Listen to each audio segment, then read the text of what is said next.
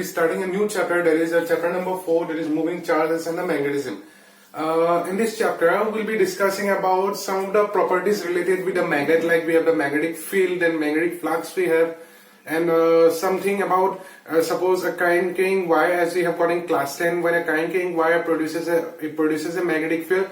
So what will be the strength of the magnetic field that we can calculate by using two laws? We have one Ampere's circuital law and we have one Biot-Savart's law.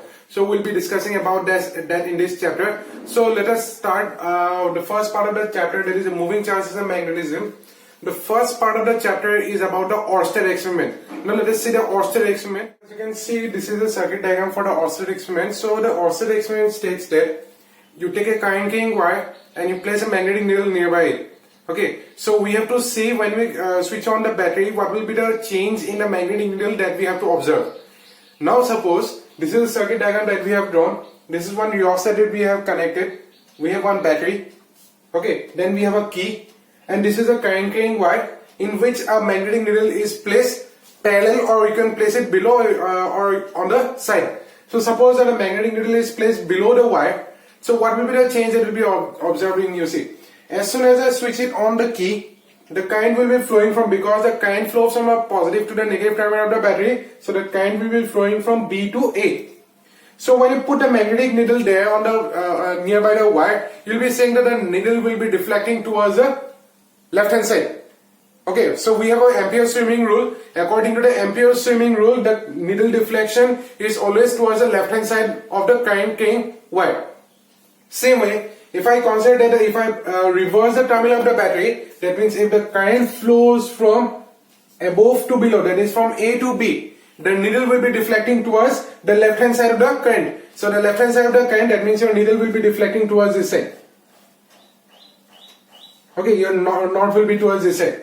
So this is how the Oersted experiment states. And now if I come to the conclusion of the Oersted experiment, as we know that when a current carrying wire is producing a magnetic field, okay, how do you observe that?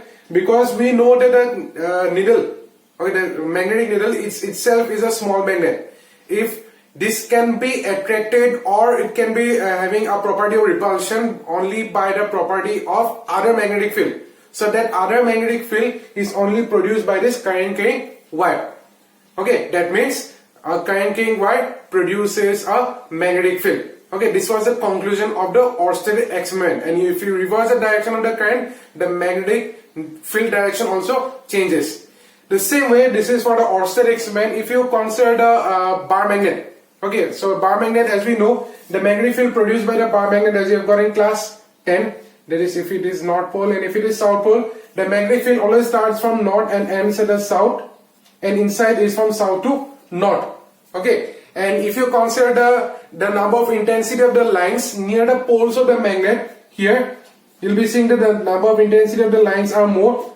Here also, if you find here the number of intensity of lines are more. What does it represent?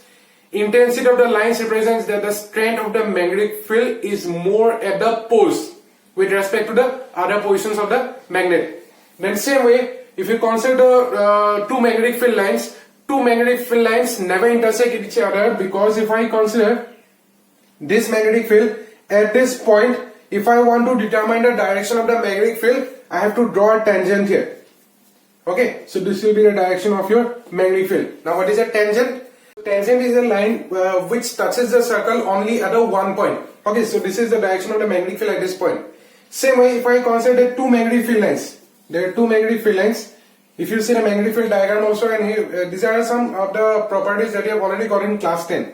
So if you consider this is one magnetic field, this is one magnetic field line, these two magnetic field lines will never intersect, because at this point of intersection it will be showing this is one direction for this wire, and similarly for this wire this will be the direction of the magnetic field.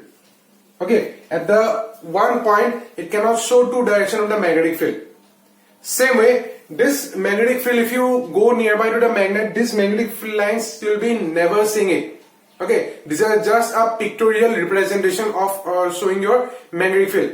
And the magnetic field is a region around which a magnetic influence can be felt, like the attractive or the repulsive property. Okay, like a person playing in a playground, if the ball goes out of the court, that means it is out. Okay, you can play only inside a code. Okay, so this is how the magnetic field also works. If suppose if I put a magnetic needle, or suppose if I put suppose iron nail, if I put outside of the field, okay, it will neither attract nor get in a repulsive force. Okay, this is our magnetic field. Now suppose if I consider what will be the formula for the magnetic force, and suppose if there is one more force, like if we have the electromagnetic force, then what will happen? Let us see that. So if you consider there is two force that I have already told about, the electric force and the magnetic force. Like suppose if I consider there is only electric field. Okay, force due to electric field. The force due to electric field we have already discussed. This is Fe is equals to Q into E. Okay, this is the force due to electric field. Similarly, force due to magnetic field. Force due to magnetic field, if we discuss, due to magnetic field, it is given by Fm is equals to QVB. This is the formula for the magnetic field. Okay, now if I consider that the formula for the total force experienced by the particle, like suppose we have, this is one magnetic field and we have one electric field in this way also. Okay, this is the direction of the electric field and we have put a charge here. Okay, there is a charge which is projected inside both magnetic field and the electric field. So the electric field also give a force to the charge.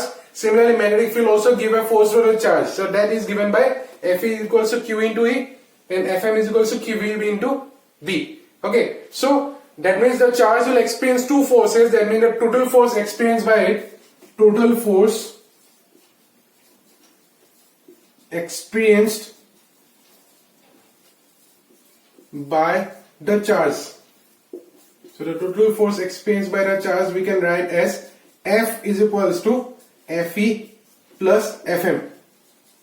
Okay, electric force plus magnetic force. Electric force formula we have got as Q into E plus we have got as QVB. Okay, so V is the speed of the particle and B is the magnetic field, E is the electric field intensity. So Q E plus I can write as V cross B. This is the formula for the total electric force and the magnetic force. So if I mark this as equation number 1, so this formula that I have written it here, this formula is called as a Lorentz force. Okay, Lorentz force means is a force experienced by a charged particle due to electric field and a magnetic field. Okay, so in the next class we'll be discussing some more topics related with the magnetism. So this much for today. Thank you.